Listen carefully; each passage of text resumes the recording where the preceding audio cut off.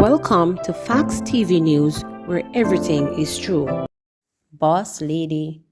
Residents of Parade Gardens, Kingston Central, on Sunday expressed confidence in the leadership of a newly appointed Chief of Defense Staff of the Jamaica Defense Force JDF, Rear Admiral Antoinette Weems-Gorman, who they have also described as inspiring. Weems-Gorman toured the area with a zone of special operations was declared by Prime Minister Andrew Holness on January 9. The security measure will be in place for 60 days. One resident, who gave his name only as Massa and who said he was born in the area and grew up there, reported that seeing the boss lady walk into the area had him feeling very good. It's like God sent her come, and I get to see her personally, and she looks elegant, and I feel proud, he said, while hailing the police and members of the JDF in the area for doing a magnificent job. It's been a long time that conflict has been going on, and it's good now we can walk up and down and run up and down, he said. We're glad to see you, Mama, Weems-Gorman. Big up every time, he added. Another resident, Patrice Halves, who was watching the tour with family, she said she felt 100% great to see Weems-Gorman and her team. To see her come in the community makes me feel good, she said. As a woman representing for the JDF, she inspires me 100%. She said that there has been no more violence since the Joint Police JDF operation in the area. We have peace. You can walk as you like, sit down as you like, do anything you like. I like it and I hope they stay. I would wish for them to stay. Weems-Gorman toured sections of Zozo, where she met with security forces personnel on the ground and also spoke with residents. Residents within the boundary of the Zozo have been guarded hopefully about the measures that came as Kingston Central, which has been turned into an active war zone by competing gangs for the period January 1 to December 31st last year, recorded 79 murders, an increase of 55% when compared to the corresponding period of 2020, making it the second highest percentage increase among all police divisions, averaging about 3 murders every 2 weeks. Parade Gardens, the police said, recorded 16 of those murders and is ranking among the top 10 communities with the highest murder rate across the country. Last week, Weems-Gorman said she is committed to changing the culture of violence affecting the country. As we deal with issues of safety and security as a nation, I am confident that the JDF is prepared to confront the challenges to our peace and security, she said, as she addressed the audience during the change of command parade at Up Park Camp in St. Andrew. She noted that the JDF must maintain its steadfast support and commitment to citizens and work diligently to defend the threats of safety and collective existence.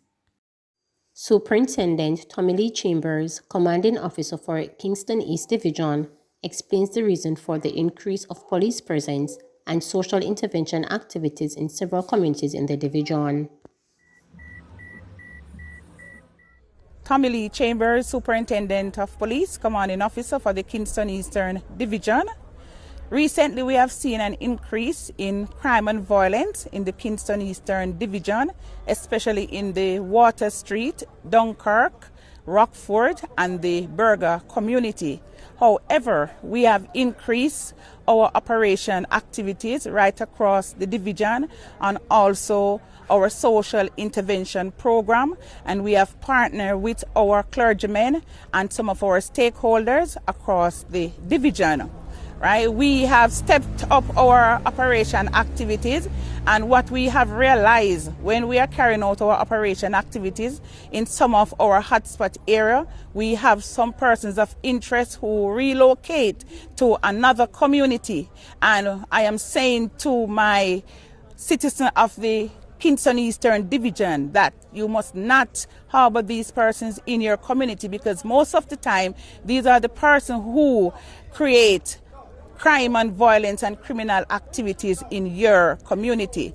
So we are reaching out to the citizen in the Rockford area this afternoon. As you can see, we are doing a walkthrough with the citizen here to reassure them that we, the police, we are here for them to ensure that the community of Rockford and right across the Kingston Eastern Division will be a place of choice for them to live, do their business, and raise their family.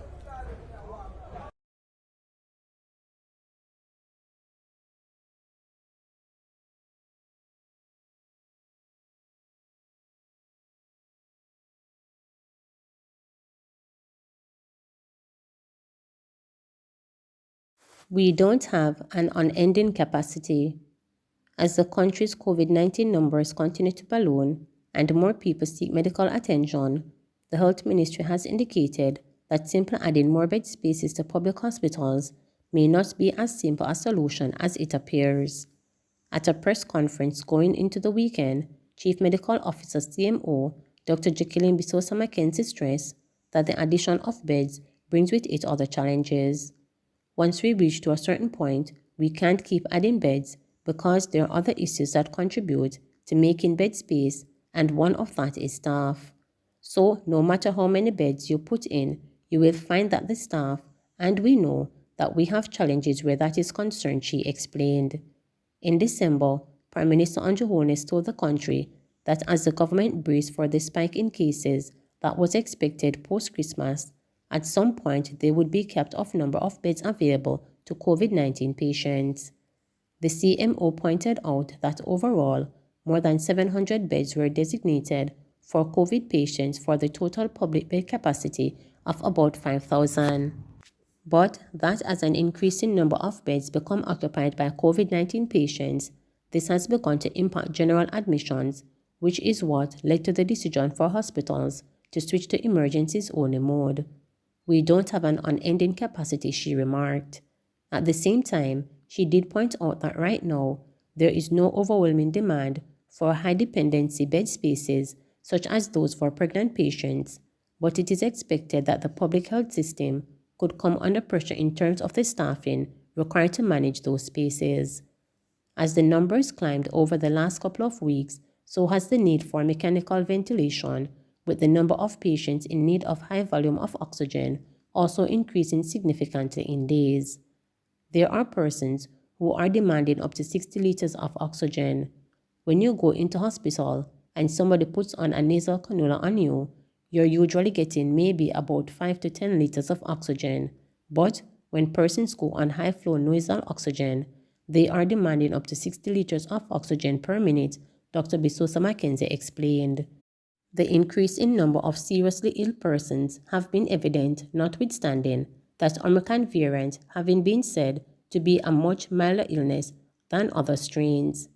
Over the last couple of days, we're seeing the critically ill patients increasing, and we're seeing a very sharp uptick in the number of severely ill patients. As these numbers increase, then we go on and have not just a challenge with bed occupancy, but a challenge with oxygen supplies, the CMO said. Moreover, some hospitals have indicated that the shortage of critical care nurses will affect the public health system ability to manage this fourth wave of COVID-19. The CMO noted that again, the country is seeing an increase in the number of nurses who are migrating, particularly postgraduate trained nurses, to take up jobs overseas. The challenge right now is not so much space or equipment, but staff. We could reach to a point where we are challenged for space if our numbers continue to rise, she said.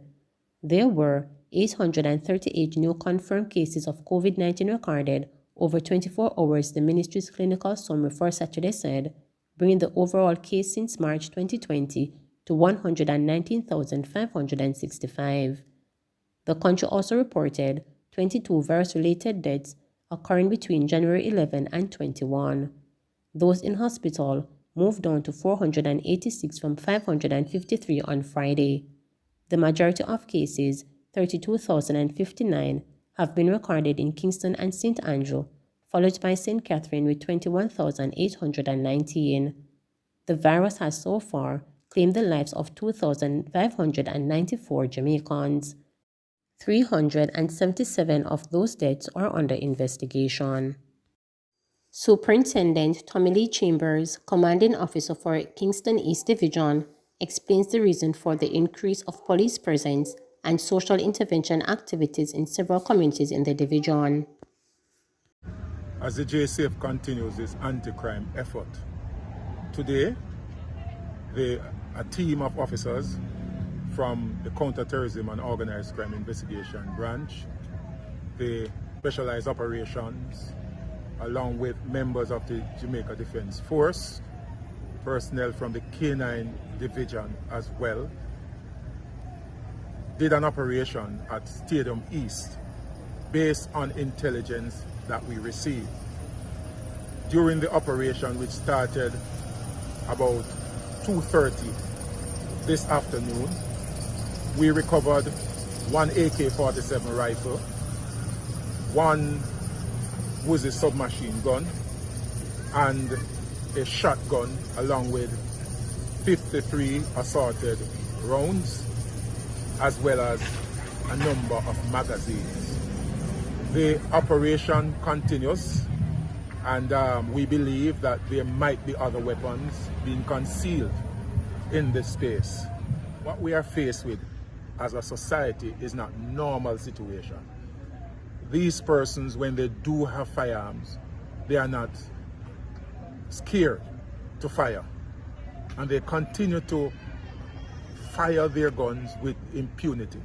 And I want to say, as the commissioner have said, and the High Command have stated, we are going to push back. And this is one of the efforts, and we'll continue on several other efforts.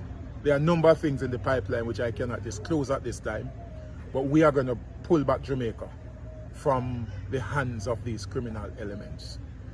As I indicated, the operation will continue into tomorrow, because we're not going to stop until we find every weapon that is hidden at this location. Please remember to subscribe, like, share, and click the notification bell for daily updates.